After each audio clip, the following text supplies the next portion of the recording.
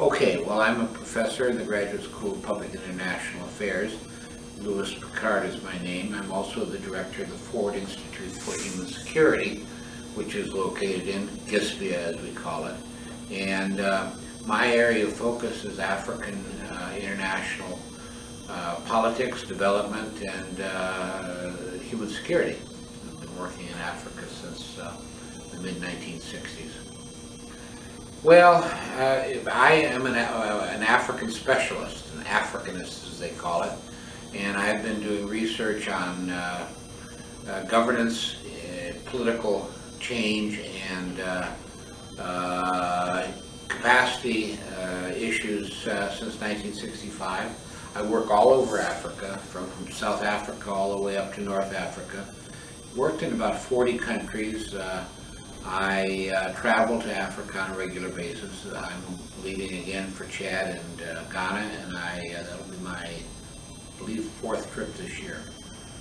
So I've not been to about 10, 12 countries, but other than that, I've covered the whole continent, including North Africa.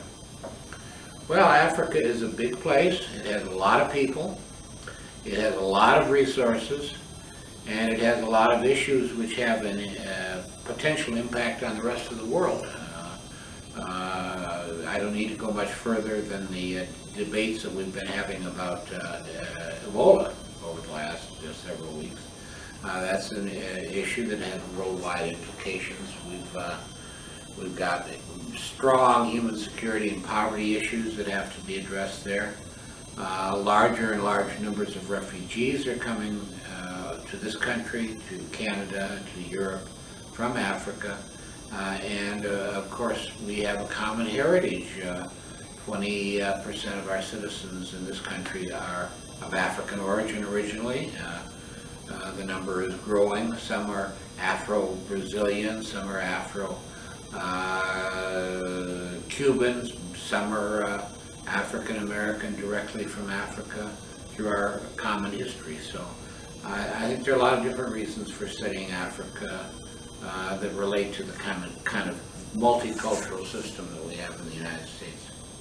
Well, I think the certificate helps in a number of ways. First of all, since you have a number of requirements related to language, and include both the major European languages spoken in Africa and African languages, the language tools in and of themselves, Swahili, for example, as well as Arabic or French. These are important tools.